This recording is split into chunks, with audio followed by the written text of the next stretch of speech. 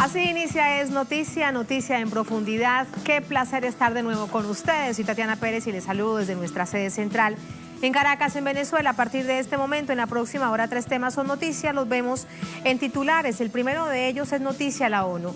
Jornada de resoluciones de Rusia y Estados Unidos sobre Venezuela. Ambas fueron rechazadas en el Consejo de Seguridad del organismo hemisférico. La de Rusia promovía el diálogo y la no intervención militar. La de Estados Unidos, en la otra arista, en la otra orilla, exigía el ingreso de una cuestionada ayuda humanitaria y elecciones presidenciales. Nos preguntamos qué significa en términos geopolíticos esta votación, un hecho que analizamos en minutos. Segundo tema que es noticia: Nicaragua, expectativa por un diálogo nacional por la paz, la estabilidad del país centroamericano. ¿Qué propone el gobierno?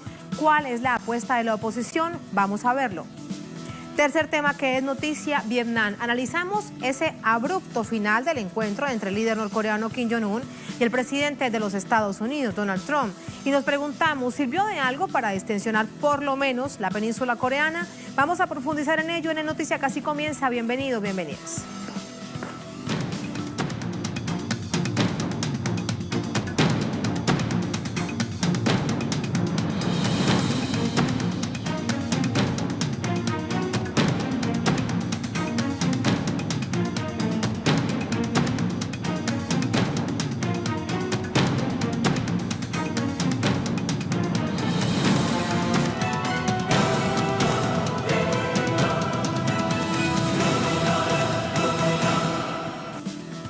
Es noticia: Naciones Unidas, doble veto para las resoluciones presentadas por Estados Unidos y Rusia sobre Venezuela en el Consejo de Seguridad de este organismo hemisférico. Los proyectos necesitaban el consenso de los 5 miembros permanentes y no lo obtuvieron. Washington reclamaba mayor intervención y Moscú respaldo al diálogo nacional. Detalles a continuación. La resolución de Estados Unidos exigía la celebración de nuevas elecciones presidenciales en Venezuela, bajo observación internacional, y la entrada de supuesta ayuda humanitaria. El proyecto fue vetado por China y Rusia como miembros permanentes del Consejo y negada, con un total de 3 votos en contra, 9 a favor y 3 abstenciones. El proyecto presentado por Rusia en paralelo expresaba el rechazo a la injerencia y amenazas militares sobre Venezuela, a la vez que apoyaba todas las iniciativas de diálogo. El documento tampoco fue aprobado por veto de Estados Unidos y recibió 7 votos en contra, 4 a favor y 4 abstenciones. El representante permanente de Rusia ante la ONU, Vasily Nevencia, aseguró que Estados Unidos olvidó los principios del derecho internacional y prepara el terreno para intervenir Venezuela. Más temprano, la portavoz de la Cancillería rusa, María Zaharova, llamó a los países de América Latina a evaluar la postura de la potencia del norte en su afán de derrocar gobiernos indeseables para sus intereses. Si Estados Unidos realmente quisiera ayudar al pueblo de Venezuela, entonces procederían a través de los canales regulares de los organismos de las Naciones Unidas en ese país. Pero esto es solo una cortina de humo. Lo único que desean es que haya un cambio de gobierno. En la misma línea, el representante chino ante el Consejo, Ma Xiaoshu, reiteró que su país se opone a que las fuerzas externas interfieran en cuestiones internas de Venezuela. Entre tanto, el embajador venezolano en la ONU, Samuel Moncada, exigió el respeto de la Carta Fundacional del órgano hemisférico y reiteró la denuncia sobre la amenaza de intervención militar por parte de Estados Unidos a su país. Si la primera función de este órgano es el mantenimiento de la paz y la seguridad internacionales, el mundo no puede entender por qué el gobierno del presidente Trump se niega a aprobar una resolución que prohíba el uso y la amenaza del uso de la fuerza en el caso venezolano. ¿Saben por qué no lo hacen? Porque el presidente Trump sigue amenazando públicamente al pueblo venezolano con la opción militar. Es inmoral, es irresponsable extorsionar a todo un pueblo en total violación del derecho internacional y de la Carta Fundamental de las Naciones Unidas. De nuevo, los planes de Estados Unidos fracasan en el escenario internacional, pero queda el sinsabor de quienes se negaron a respaldar la iniciativa del diálogo. Más información a esta hora desde Naciones Unidas, desde Nueva York, con nuestra corresponsal Karina Cartagena. Hola Karina, adelante, buenas noches. Hola Tatiana, muy buenas noches, saludos desde Nueva York. 2 textos y con objetivos diferentes fueron los proyectos de resolución por las que votó el Consejo de Seguridad de las Naciones Unidas sobre Venezuela. El primer proyecto de resolución presentado por los Estados Unidos en su ofensiva contra el país sudamericano en las Naciones Unidas y que llama a presionar para entrar la ayuda humanitaria extranjera y a realizar elecciones anticipadas. El proyecto de resolución obtuvo 9 votos a favor, 3 en contra y 3 abstenciones. La propuesta de Washington no fue aprobada, ya que Rusia y China, como miembros permanentes, hicieron uso de su poder de veto al considerar que el texto no asegura una solución estable y pacífica en Venezuela. El segundo proyecto de resolución fue presentado por Rusia, que pide respaldar la soberanía de Venezuela y aboga por una salida política y negociada en el marco del mecanismo de Montevideo. Este proyecto de resolución tampoco contó con el apoyo de la mayoría de los Estados miembros del Consejo de Seguridad. Obtuvo 4 votos a favor, 4 abstenciones y 7 votos en contra. Samuel Moncada, embajador de Venezuela ante las Naciones Unidas, destacó en el Consejo de Seguridad la necesidad de frenar las intenciones de los Estados Unidos de usar el pretexto de ayuda humanitaria para intervenir militarmente a Venezuela. Además, denunció la presencia de grupos armados en la frontera colombiana para intensificar, ha dicho, la violencia en Venezuela. Países como Sudáfrica argumentan que la situación en Venezuela no es una amenaza para la paz internacional y por tanto consideran que la salida a la crisis debe ser por la vía política y el diálogo. Además, hicieron un llamado a la unidad del Consejo de Seguridad para buscar un consenso que ayude a superar la situación en Venezuela. En esta reunión, Estados Unidos y sus aliados volvieron a insistir en que es necesario la entrega de ayuda humanitaria a Venezuela y acusaron al gobierno del presidente Nicolás Maduro de los actos violentos ocurridos en la frontera con Colombia el pasado fin de semana. Las intenciones de los Estados Unidos contrastan con la posición de las Naciones Unidas y la Cruz Roja Americana, que se han mantenido al margen de la entrega de ayuda humanitaria, destacando la necesidad de despolitizarla. Para que una resolución sea aprobada en el Consejo de Seguridad de las Naciones Unidas, se necesita el voto favorable de la mayoría de sus miembros y que no exista el veto de ninguno de los miembros permanentes, es decir, de Estados Unidos, Rusia, China, Reino Unido y Francia. Gracias, Karina. Ahí están los hechos bien claros de lo sucedido durante esta jornada. Y desde Naciones Unidas, desde Nueva York, nos vamos ahora hasta Caracas con nuestro corresponsal desde nuestra sala de noticias, Luis Tavera. Luis, ¿qué pasó durante esta jornada en el país? Mientras veíamos este escenario hemisférico con visiones tan diametralmente distintas y Venezuela en el centro, ¿qué pasaba en el país?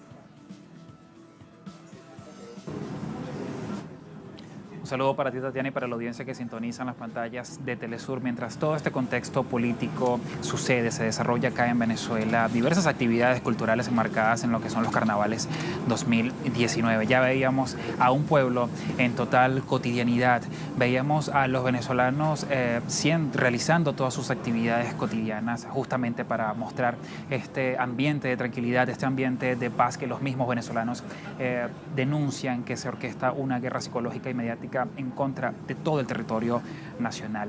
Acá en Venezuela además se desarrollaba la Asamblea Internacional de los Pueblos con la presencia de al menos 400 movimientos sociales y políticos de varios países y ellos mismos contrastaban al tiempo real las noticias que veían a través de Twitter que llegaban a sus países y lo que ellos veían a su alrededor era totalmente distinto. Este es el mismo escenario que se denuncia además en este golpe de Estado en desarrollo.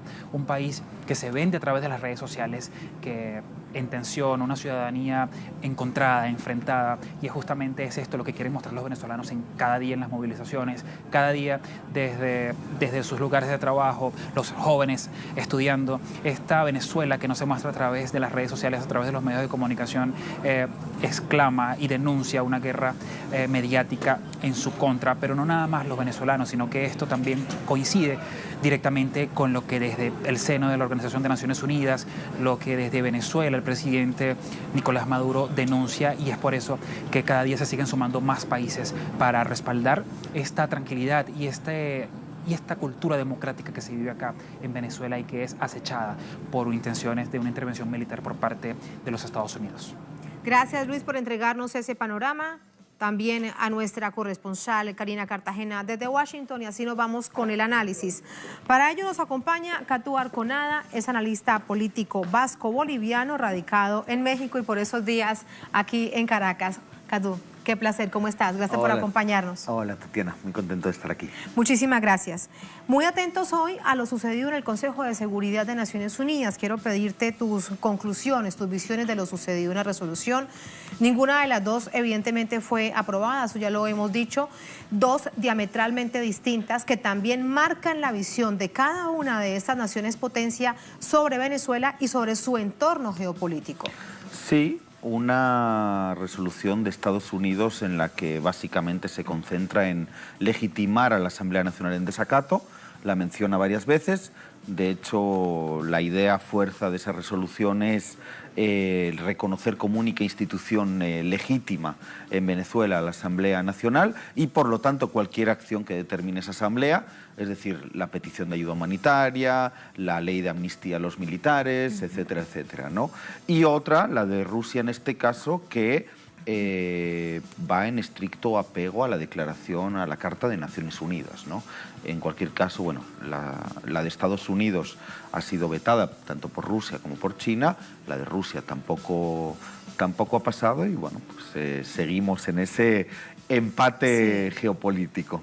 Ese es un asunto central, es la situación geopolítica y, como lo planteaba hace solamente minutos, con Venezuela en el centro, con hechos que probablemente hoy en día son inéditos y de los que hablaba el embajador Samuel Moncada. Y quiero solamente referirme a algo muy pequeño que él decía. Más de 30.000 millones de dólares se robaron al pueblo venezolano, esto hacía referencia a Estados Unidos, a Reino Unido, y quieren hacer invisible ese despojo de proporciones históricas.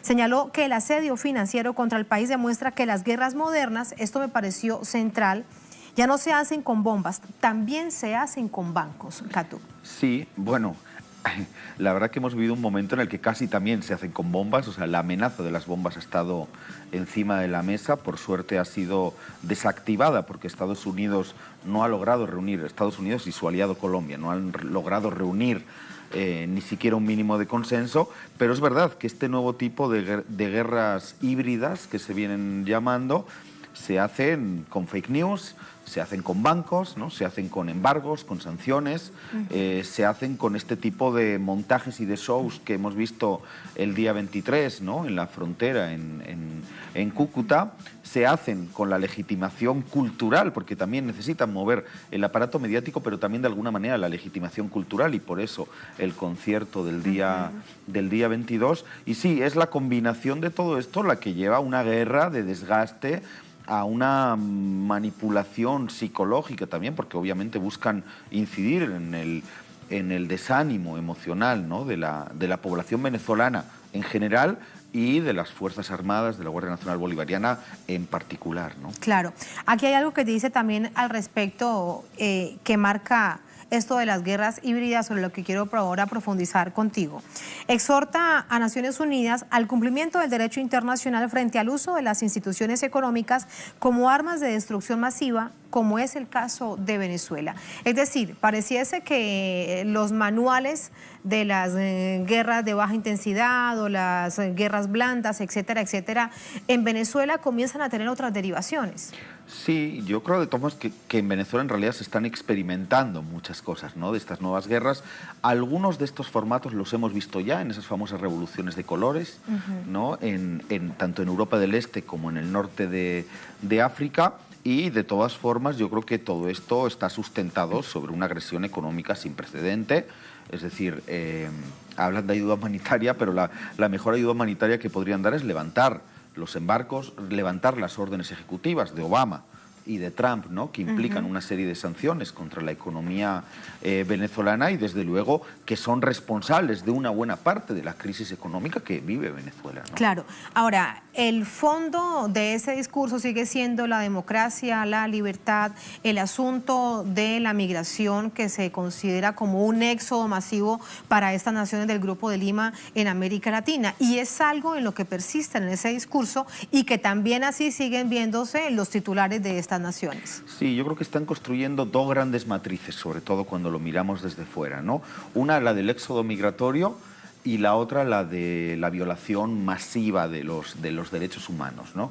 Yo creo que las dos son fácilmente desmontables. Obviamente cuesta enfrentar todo ese aparato mediático y cultural, pero me refiero que con los datos en la mano, desde luego, se pueden desmontar. Hoy mismo el gobierno mexicano daba datos de cuál es la migración, bueno, de la protección que va a hacer de los migrantes, ¿no?, este nuevo gobierno de López Obrador, y daba unas cifras que son impresionantes. O sea, está hablando de 12 millones de mexicanos solamente en Estados Unidos, de ellos el 48% sin papeles.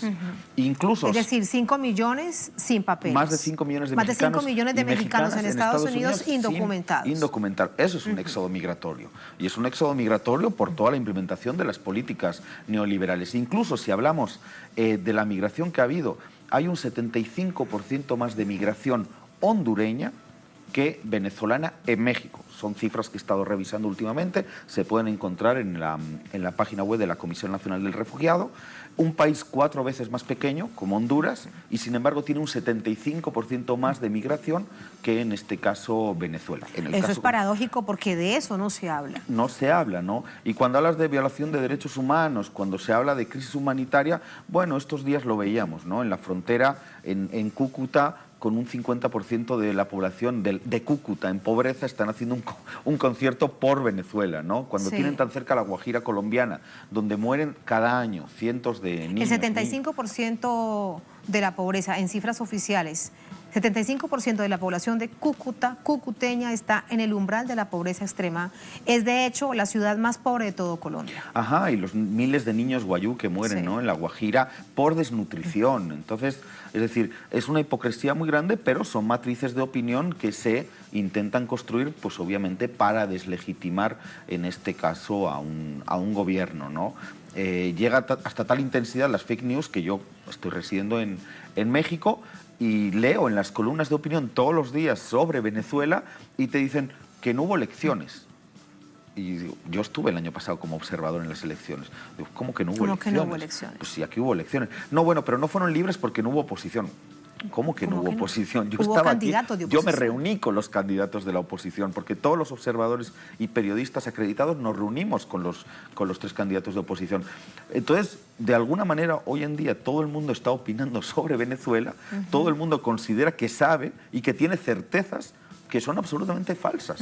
No es que estén distorsionadas, es que son falsas.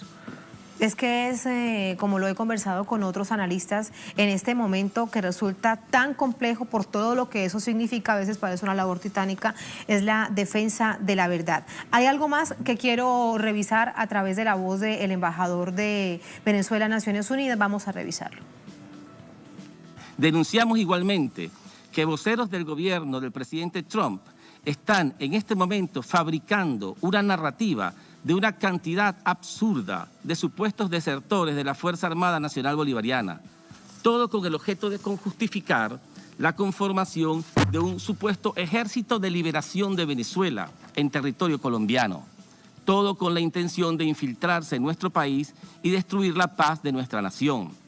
Los organizadores de este grupo armado criminal hacen alarde público en los medios de comunicación de Colombia con total impunidad. Son datos públicos, no estamos hablando que tenemos información secreta. Vamos a pasarle toda la información.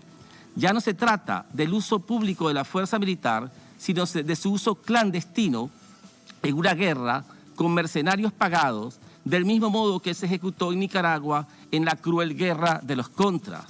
Nicaragua contra, ¿cómo no recordarlo, Catú? Sí, si revisamos la historia, ahí está evidentemente la semejanza. Sobre todo cuando tienes a un terrorífico personaje, ¿no? Como Abrams ahí sentado en el Consejo de Seguridad y hablando, que montó, ¿no? todo el plan Nicaragua Contras. Ajá, un tipo que ha creado grupos paramilitares, escuadrones de la muerte, ¿no? Que ha sembrado la muerte en Centroamérica y lo tiene sentado en el Consejo de Seguridad hablando de democracia en Venezuela, ¿no? La verdad que si no fuera porque hay realmente gente que está sufriendo y porque Venezuela vive una situación límite en muchos aspectos, sería casi de risa, ¿no?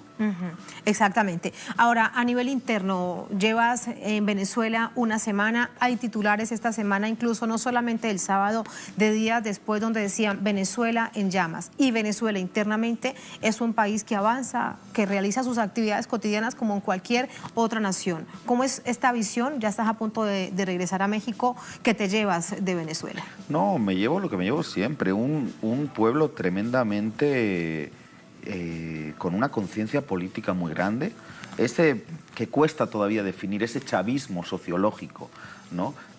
Sin el que de otra manera no hubiese podido sostenerse, ¿no? Venezuela ante tamañas agresiones que está sufriendo y por otra parte una normalidad muy grande. En este caso yo en este viaje no me he movido de Caracas, ¿no? Por las actividades que hemos estado realizando, pero un pueblo en absoluta tranquilidad, ¿no? En este caso, a diferencia de 2014 y 2017, donde se produjeron las famosas guarimbas, ¿no? Y la violencia se producía también en las calles de Caracas y de las ciudades venezolanas, en este caso la agresión ya es absolutamente, ni siquiera disimulan, ¿no? Es una agresión absolutamente externa, es una ofensiva absolutamente desde fuera. Y ya en este caso ni siquiera se han preocupado de que el propio presidente autoproclamado Guaidó esté siquiera en territorio venezolano, sino que ya directamente se mueve en Colombia, se mueve con el aval de la inteligencia y de la fuerza militar colombiana, se mueve, hoy estaba en Brasil, se mueve en aviones de la Fuerza Aérea Colombiana y obviamente cuenta con el apoyo y con el financiamiento de los Estados Unidos, ¿no? Yo creo que... En todo caso, con respecto a eso, en Colombia falta un altísimo nivel de crítica y autocrítica ante lo que está haciendo el presidente Duque. Sí, yo creo que Duque debería preocuparse un poquito más de la situación política, social y económica colombiana, que no está fácil. Exacto, y una población o una sociedad, me refiero en su conjunto, que le falta también ver y entender hacia dónde pretende llevar el presidente Duque, siendo el mejor aliado de Estados Unidos en la región. Sí, sí, pero paradójicamente en esta ofensiva han terminado quedándose solos, tanto Duque como sus aliados Estados Unidos, porque tanto el día del Grupo de Lima, tanto los aliados de Duque y de Estados Unidos en el Grupo de Lima como la propia Unión Europea han dejado claro que si los problemas son políticos, las soluciones deben ser políticas.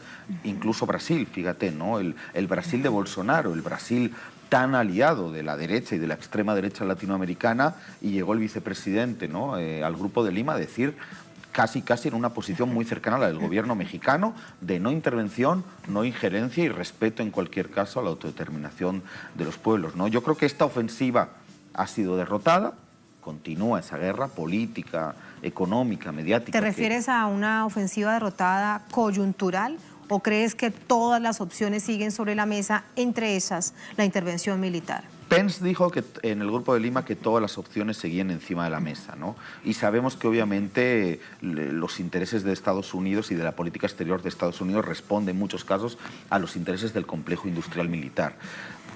Yo creo que han sido derrotados en su intento de hacer una escalada golpista que terminara con una especie de, ¿no? ese cerco humanitario del que hablaba Duque, y que Venezuela de alguna manera, la situación política, económica, social implosionara y bueno, Guaidó prácticamente entrara triunfante a bordo de uno de esos camiones con ayuda humanitaria. Eso ha sido derrotado, sin ninguna duda. Y yo creo que en América Latina incluso la opción de la intervención militar también ha sido derrotada. No digo ¿Crees que no que en medio de una situación tan compleja eso se rescata como un punto bueno, como un punto positivo? Sí, yo no descarto que pudieran seguir intentando algún tipo de agresión, tanto Colombia como Estados Unidos, pero en principio parece que no tienen más consenso y que no tienen más aliados, ni siquiera el Brasil de Bolsonaro, que va a ser aliado político fuerte de Colombia y de Estados Unidos en muchos otros aspectos. Yo creo que eso es positivo. Ahora entramos en otro escenario incierto y yo por eso también creo que es necesario recuperar los movimientos que se han hecho también en este mes que ha parecido meses, ha parecido casi un año. Que ha parecido años. Sí, porque aquí en Venezuela realmente las semanas se convierten en meses, los meses se convierten prácticamente en años, y este mes tan intenso que os ha tocado vivir, pues yo creo que hay iniciativas, por lo menos desde fuera, que son importantes, como ese famoso mecanismo de Montevideo, la postura del gobierno uruguayo, mexicano y el CARICOM, ¿no?, de apostar por un diálogo sin exclusiones y sin condiciones previas, ¿no? Fíjate que incluso se ha logrado desactivar la presión, por no decir chantaje, de la convocatoria de elecciones en determinados plazos, ¿no? Ahora siguen hablando de elecciones en algún momento, pero eso ya también de alguna manera se ha despejado de la ecuación. Yo creo que hay que apostar por un diálogo sin condiciones, bueno, con la oposición que quiera dialogar, porque claramente hay una oposición violenta que es la que estaba a la cabeza de esa toma de Cúcuta, ¿no?, el sábado. Que es la que siempre ha estado a la cabeza de la violencia en el país. No quiere dialogar. En los últimos años, evidentemente, es una oposición que se niega a dialogar. Ahora, me queda algo por preguntarte, y es sobre México. Estás en México, bueno, muy conocedor de la política del presidente Andrés Manuel López Obrador. ¿Presiones o no presiones por parte de Estados Unidos por esta postura, digamos, de respeto al principio de Naciones Unidas, a la autodeterminación de los pueblos, etcétera, etcétera, del presidente? Sí, yo creo que ahí Estados Unidos saben lo que hacen, es decir, se han cuidado mucho de no presionar a López Obrador, o de no presionarlo directamente, porque saben que la defensa que hace López Obrador del principio de no injerencia y del respeto a la autodeterminación de los pueblos es firme y es total, y no va a haber cómo condicionarla. Y si intentan chantajear de manera política o económicamente, van a tener una respuesta muy firme, ¿no? Entonces, en ese sentido, yo creo que es muy importante adherir a esa postura de López Obrador, del nuevo gobierno mexicano, de apostar por el diálogo, ¿no?, de abrir el diálogo sin exclusiones, como digo, con quien quiera dialogar, porque con quien no quiere, obviamente, es muy difícil y se hace imposible, pero yo creo que la comunidad internacional, por lo menos los estados latinoamericanos, ¿no?, que se marcan en Sudamérica y en el conjunto de Latinoamérica, al interior de la CELAC, yo creo que hay que hacer una apuesta realmente por ese diálogo sin condiciones previas, ¿no? Muchas gracias, Catú, por ese análisis. Así te despido. Gracias. Un placer y muy buenas noches. Gracias, Tatiana. Así nos vamos a la primera pausa en esta emisión de Es Noticia. Al volver en Noticia, Nicaragua. Expectativa por un diálogo nacional por la paz y la estabilidad del país. Nos preguntamos qué propone el gobierno, cuál es la apuesta de la oposición. Tenemos información, tenemos el análisis al volver en Es Noticia.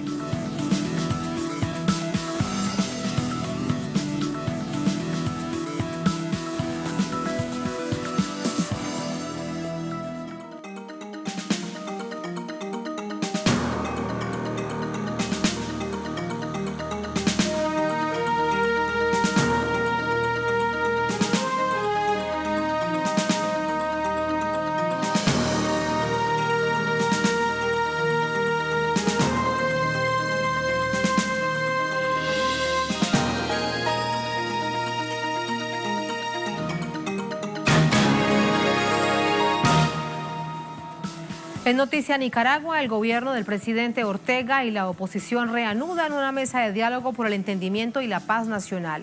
Una sesión en la cual trabajaron en la aprobación de una hoja de ruta que orientará este encuentro adelante. Previo a la instalación de la mesa, el Ejecutivo liberó a 100 de los más de 700 opositores presos por participar en violentas protestas en abril de 2018. A continuación tenemos esos detalles. Tras meses de protestas violentas generadas por grupos de extrema derecha que intentaban desestabilizar la nación, nuevamente se reanudaron las conversaciones entre gobierno y oposición. El oficialista Frente Sandinista de Liberación Nacional y la opositora Alianza Cívica por la Justicia y la Democracia se encontraron en el Instituto Centroamericano de Administración de Empresas, en la capital, con la mediación de la Iglesia Católica para avanzar en este proceso de diálogo. Estas conversaciones iniciaron la víspera, donde fueron aprobados 9 de los 12 puntos propuestos para normar el proceso. En esta primera sesión se trabajó en la aprobación de la hoja de ruta que constituye la normativa del funcionamiento de la negociación. De la propuesta inicial de 12 puntos, se lograron la aprobación de 9. En la mesa participaron 6 delegados del gobierno, encabezados por el canciller Denis Moncada, y 6 representantes de la oposición, que preside el ex diplomático Carlos Tunerman.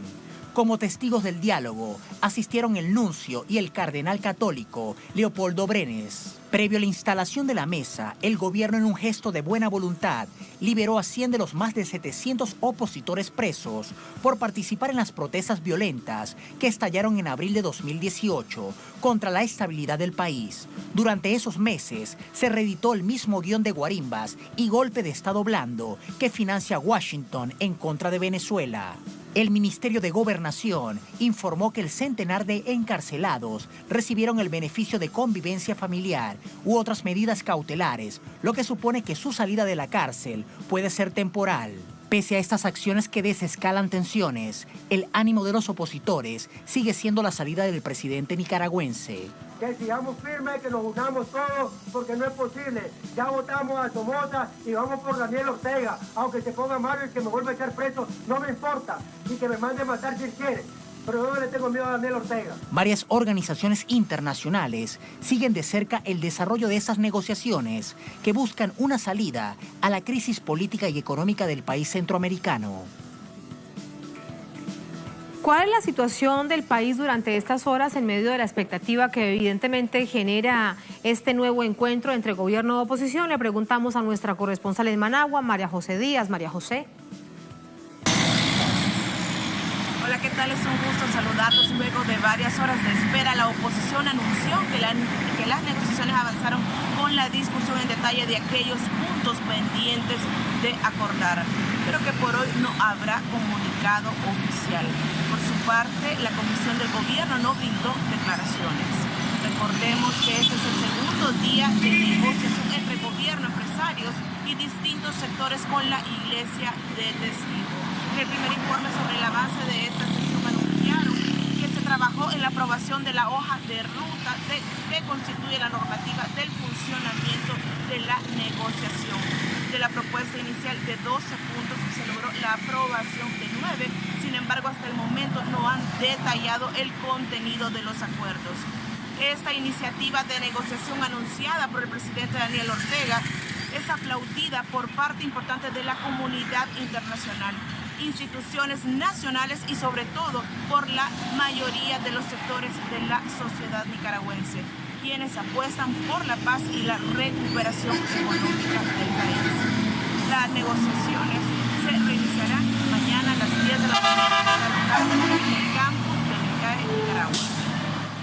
Gracias María José. Ahí está la información. Muy pendientes entonces de una nueva jornada de negociaciones, de conversaciones, será este viernes. Así nos vamos a otra pausa brevísima en esta emisión de Es Noticia. Al volver, salimos de las fronteras de América Latina, es noticia Vietnam. Analizamos el abrupto final del encuentro entre el líder norcoreano Kim Jong-un y el presidente de los Estados Unidos, Donald Trump.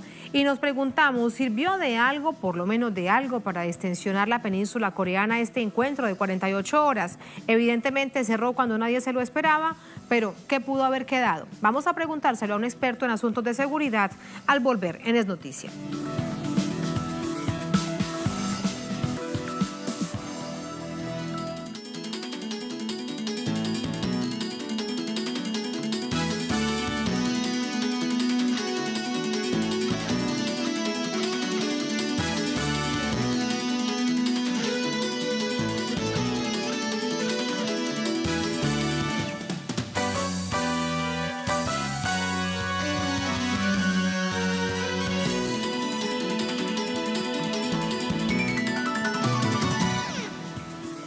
En noticia Vietnam, con falta de acuerdo entre Donald Trump y Kim Jong-un, finalizan 2 días de cumbre en Hanoi, la capital.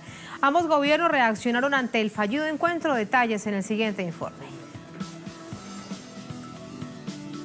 Muchas gracias. El presidente Donald Trump está regresando. Un informe que les presentamos más adelante. Escuchan ustedes a Jorge Gestoso. Jorge, con más detalles desde Washington. Es importante revisar las reacciones a esta hora desde esta nación norteamericana. Jorge. Muchas gracias. El presidente Donald Trump está regresando aquí en Washington y trae en sus maletas un fracaso ante la abrupta terminación de su cumbre con el líder norcoreano Kim Jong-un.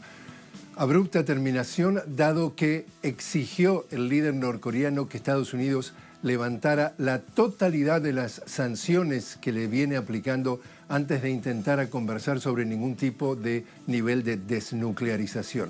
Trump confesó de que no estaba dispuesto a hacerlo en función de lo que parcialmente le prometía el líder norcoreano y dijo que allí terminaba la cumbre y que era mejor no hacer un arreglo que hacer un mal arreglo.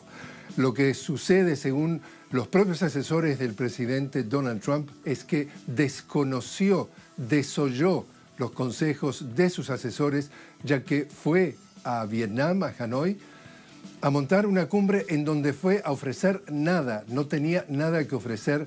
Sus asesores le dijeron que no lo hiciera y entonces los analistas están calificando lo que montó como un circo, un show, sabiendo que no iba a arrojar ningún tipo de resultados, pero lo hizo igual para, según los analistas, distraer la atención de los graves problemas que tiene aquí dentro del país. El día miércoles aquí en Washington hubo un explosivo e histórico testimonio de su ex abogado personal, Michael Cohen, quien dijo, entre otras cosas, en una sesión de más de 7 horas, abierta y transmitida por televisión a todo el país y a todo el mundo, que el presidente Trump es un racista, un mentiroso y un tramposo. Eso que en el día de hoy, jueves, terminó también Cohen su tercer día consecutivo de testimonio, pero hoy a puertas cerradas y en el Comité de Inteligencia del Senado, como lo hizo también el martes, donde estuvo 9 horas. Allí el presidente de la comisión, Adam Schiff, adelantó que lo que buscan es que Cohen les dé la guía por dónde investigar a Trump. Y en el día de hoy se estaban concentrando en 2 temas fundamentales. Estaban concentrando en exigirle que nos aclarara cómo fue su relación con la intentar construir una torre Trump en Nueva York y las conversaciones con su asesor Roger Stone sobre la posibilidad de que hubieran conversaciones con Julian Assange de Wikileaks para revelar entonces una trova de correos electrónicos, de emails de Hillary Clinton para ensuciarla. Donald Trump vuelve entonces de esta segunda cumbre con un fracaso y ni siquiera se comprometió a hablar de la posibilidad de una tercera cumbre ni de una posible fecha. Regresamos con ustedes. Gracias, Jorge. Ahí está el balance de la jornada que de inmediato analizamos con el doctor Layo Saz de León Borja, profesor de la Universidad Interamericana de Puerto Rico, analista especialista en asuntos de seguridad, defensa e inteligencia militar, con nosotros desde San Juan, en Puerto Rico. Profesor Layos, ¿cómo está? Muy buenas noches. Buenas noches, gracias por invitarme. A usted muchas gracias. Primero déjeme preguntarle sobre algo muy puntual que dijo el ministro de Exteriores de Corea del Norte en esta rueda de prensa al finalizar esta cumbre que no termina en nada. Esta propuesta, la de la desnuclearización de uno de sus principales centros, el mayor, dicen ellos, fue la mayor medida de desnuclearización que podríamos tomar en la etapa actual, considerando el nivel actual de confianza entre Corea del Norte y los Estados Unidos. ¿Qué es lo que hay allí en esta declaración que para Corea del Norte es sustancial y Estados Unidos no lo atendió? Sí, bueno, la postura, según el ministro de Asuntos Exteriores norcoreano, Ro Yong-ho, ha sido de que ellos proponían el desmantelamiento completo del Centro de Investigación y de Producción de Plutonio para Armas Nucleares de Yongbyon, un reactor que se construyó inicialmente, empezó a construirse en la década de los años 80 del siglo pasado, y es el principal centro, al menos el más conocido, nuclear de Corea del Norte. También parece que prometieron, según la declaración del ministro de Exteriores norcoreano, eliminar completamente y permanentemente, al parecer, todas las pruebas de armas nucleares y todas las pruebas de misiles de largo alcance, que se podrían interpretar sin duda como misiles balísticos intercontinentales y yo incluiría también misiles balísticos de alcance intermedio, entre 3.000 a 5.500 kilómetros. Esa era la postura a cambio de Corea del Norte, dice el ministro, a cambio de que haya un levantamiento parcial de sanciones económicas que están afectando pues el nivel de vida, la condición, el estado de la ciudadanía norcoreana y claro la economía norcoreana y que sanciones que afectan el diario vivir de los norcoreanos y que querían pues mejorar la condición de su pueblo. Es lo que dijo Ro Jong-ho. Ahora, la tesis o la postura o la opinión de Donald Trump es que los norcoreanos querían un levantamiento total de todas las sanciones, pero no es lo que dijo el ministro de Asuntos Exteriores norcoreano. Claro, habría que ver qué tipo de sanciones económicas. ¿A qué me refiero? Están las sanciones económicas internacionales impuestas por el Consejo de Seguridad de las Naciones Unidas y están las sanciones económicas unilaterales impuestas por los Estados Unidos contra Corea del Norte. Entonces, ¿qué era lo que realmente se estaba hablando? Un levantamiento parcial de sanciones económicas de Estados Unidos, o sea, parcial en cuanto a que todas las sanciones económicas impuestas por Estados Unidos que afecten al pueblo norcoreano, o se referían los norcoreanos a un levantamiento parcial de sanciones económicas, pero incluyendo no solo las norteamericanas, pero también las internacionales. ¿Qué es realmente la posición de Estados Unidos? Bueno, el año pasado, Michael Pompeo, en una sesión del Consejo de Seguridad de la ONU, en septiembre del año pasado, estaba pues teniendo una postura muy dura de Estados Unidos en que decía que no habría ningún levantamiento de sanciones contra Corea del Norte, ni de Estados Unidos ni internacional, hasta que Corea del Norte se desnuclearizase, o sea, que eliminase sus armas nucleares completamente primero.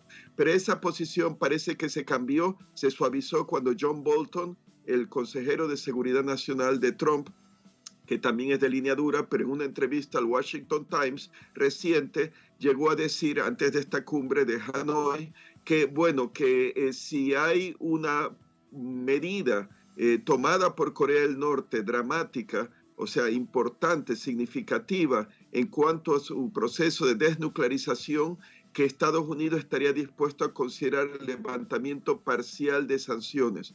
Eso es lo que dijo Bolton. Claro, pero profesor Layos, Bolton, permítame, le pregunto algo, porque es que esto resulta bastante inentendible. ¿Cómo llegar a una mesa de negociación en un asunto que le concierne al planeta entero, particularmente a esa zona del mundo, sin una propuesta firme? Es decir, pareciese entonces que el presidente de los Estados Unidos no tenía una propuesta clarísima y esa es al final de cuentas la razón por la que se levanta de la mesa el gobierno de Pyongyang.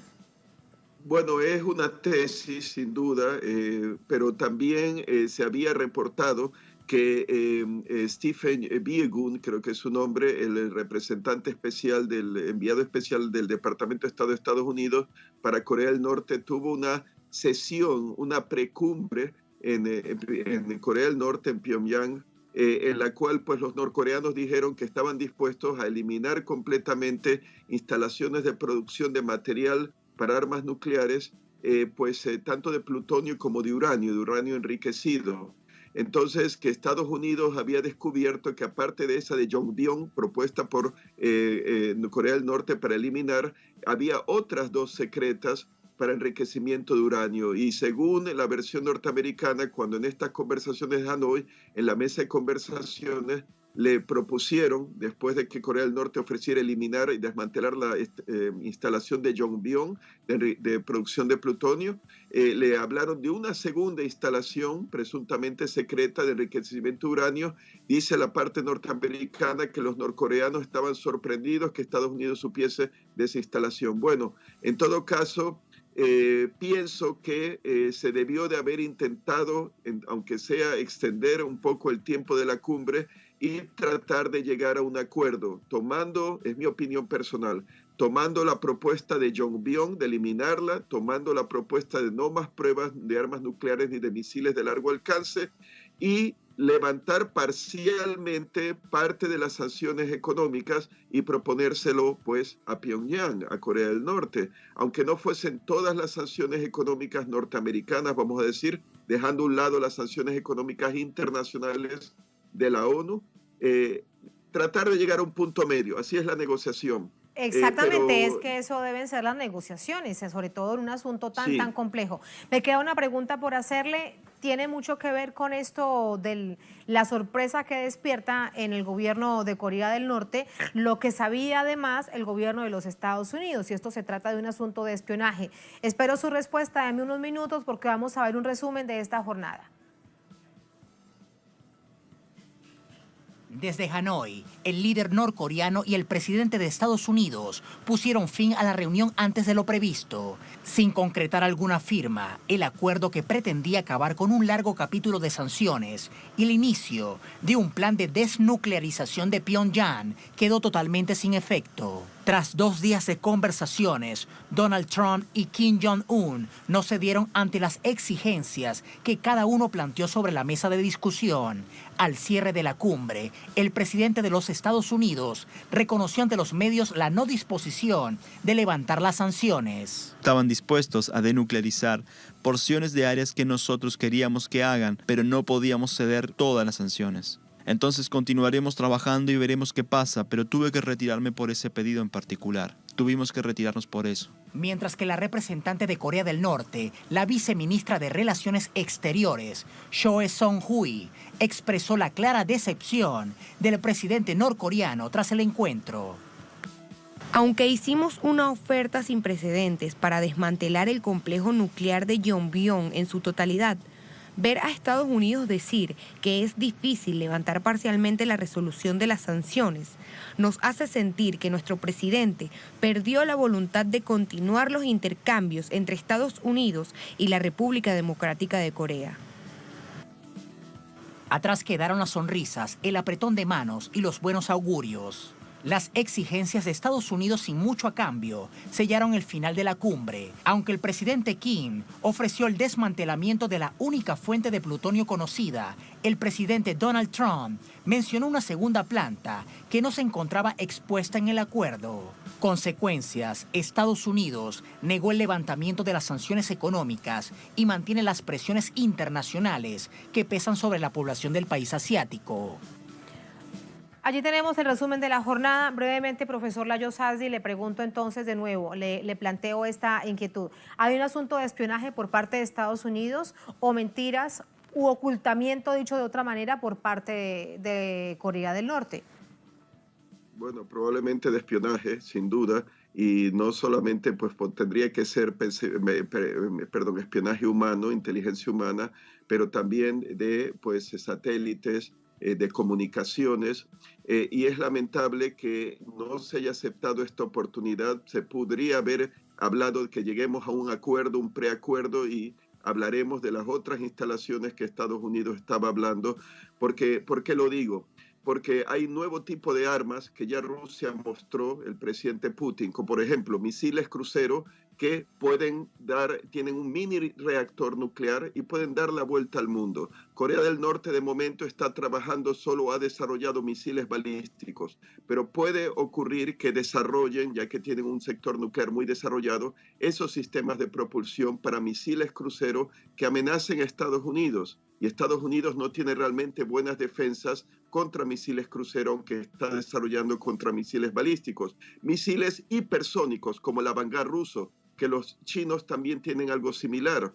Eso podrían llegar a desarrollar los norcoreanos si no hay un avance y progreso en el desarme de Corea del Norte. Y Estados Unidos está perdiendo una buena oportunidad de impedir esas futuras amenazas para Estados Unidos y sus aliados. Lamentable. Y en ese sentido, es lamentable que Estados Unidos se salga del Tratado de Armas Nucleares de Alcance Intermedio con Rusia, porque una visión creativa, una solución creativa al problema de las armas estratégicas de misiles norcoreanas habría sido incluirlo con el apadrinamiento de Rusia a Corea del Norte para que elimine sus armas, sus misiles balísticos de alcance medio, intermedio y los de corto alcance entre 500 y 1000 kilómetros. Pero ya sabemos que Estados Unidos ya ha dicho que va a romper ese tratado, que es lamentable. Así que creo que Estados Unidos carece de creatividad, de originalidad, de atrevimiento. Tiene que ser valiente en estos procesos. Claro, tampoco hay que ser insensato, pero como dijo Ronald Reagan, confía,